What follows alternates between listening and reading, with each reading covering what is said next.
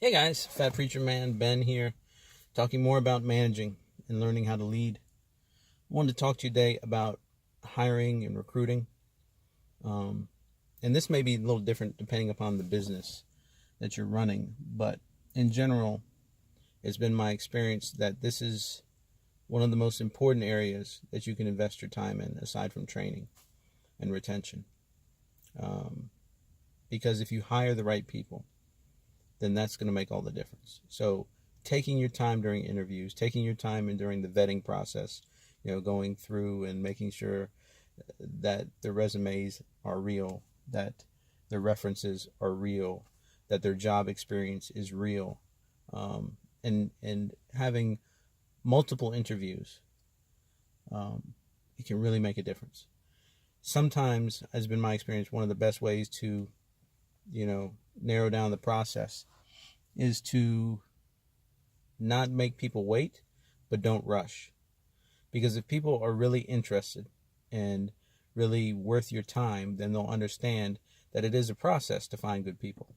So rushing to try to grab someone that looks good can do more harm than good, because you're not going to have the time to really talk to them, to talk to their former employers, maybe current employers, to follow up on those references, and to provide any skill checks that you might want to do. Again, depending upon the level you're hiring for. If you're hiring directly for management, which if you can avoid it, I always would. I always feel promoting from within is ideal, because that way your people not only know that there's that opportunity, but it gives you an opportunity to have them know what the job is at each level. Coming in straight as a manager can be detrimental to the team's morale that's already there. They have somebody coming from the outside. They don't know the business. They don't know what's going on in that particular location. So just because they have experience somewhere else doesn't mean that's going to transfer. It might, and I'm not saying that never do it, but limit it. And also at the same time, make sure the team understands why this is happening. This isn't saying you guys aren't going to ever get promoted, but this candidate is ideal for this time, and I really think so. And being open with your team about things like that helps build camaraderie, trust, and has that right attitude, helps kill negative attitudes. I've been in a position where I've had people hired over me, and they didn't know what they were doing, and that crushed my morale, because I was trying hard to get promoted. I worked hard. I learned everything I needed to learn, did everything I needed to do. But this person was coming in and was getting basically my job handed to them because they had some experience somewhere else.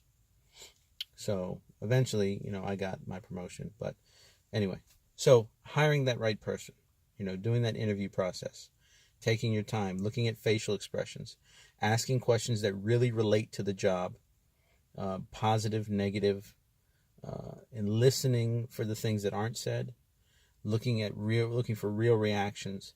And this can take some time and take some practice. And I'm not saying I'm perfect at it. I've hired some duds. I've hired some people, and I look at myself like, how did this person slip past?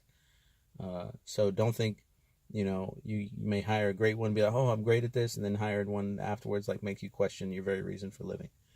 And it's because sometimes, depending upon the process, if you aren't in the position, you may be in a position to hire, you may be in a position to recruit, but not a position to terminate.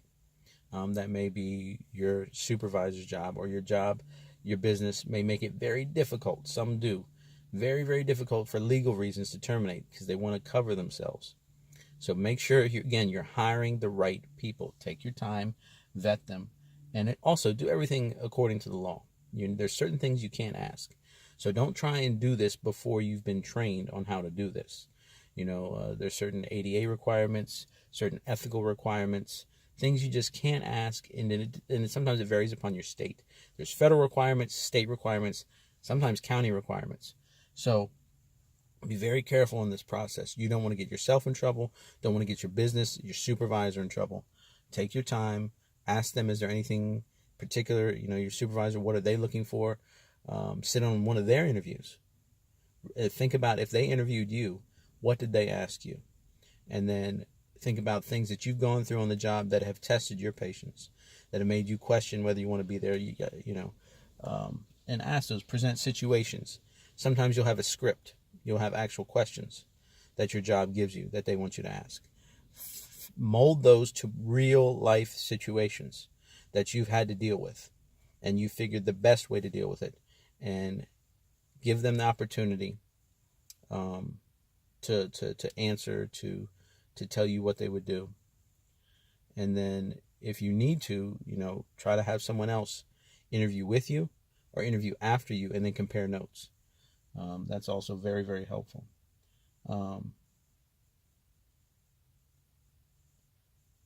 That recruitment process, again, depending upon your business, it may be different things.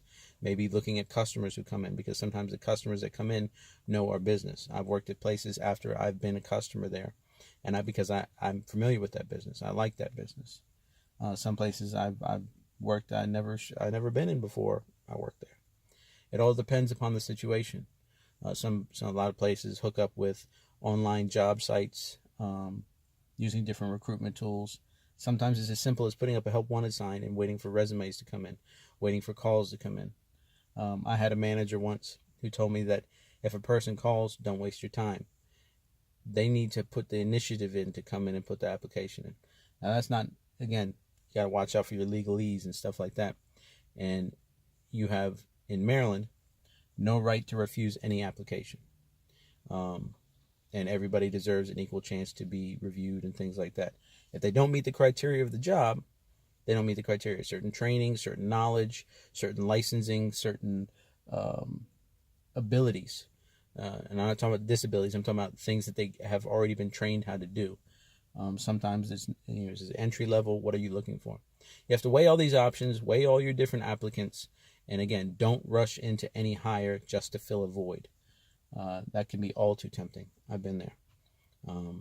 And sometimes it'll work out, and sometimes it won't. It'll bite you, and you'll regret it, but then you're stuck with this person. And never hire, if you can, never hire a friend. Never hire family. Not only do a lot of jobs have a rule in place against this, but it is very complicated. My wife and I worked together, and she was great at her job, but she said I was a tyrant. And I probably was, because with her, I knew her ability. I knew what she could do, what she couldn't do. So I pushed her really, really hard, because I expected more from her than I did some of the other people. And to her, that seemed unfair. But to me, it just seemed like, I know what you can do. I know how hard you can work. I know your ethics. I know the ability that you have, so I expect more from you than somebody I didn't even hire. I just have to work with. Because you can only get from a person what they have to give. So trying to get them to do something that they don't have the ability to do, that they don't know how to do, that they don't even want to do, I didn't waste my time. I would give them a task, and if they did it, they did it. If they didn't, I just moved on. But when it came to my wife, I knew she could do anything that I asked her to do. So I would push her. So again, you don't want to put people in that situation. It made her feel bad. And eventually it made me feel bad when I came to understand what she was saying. At the time, I didn't get it.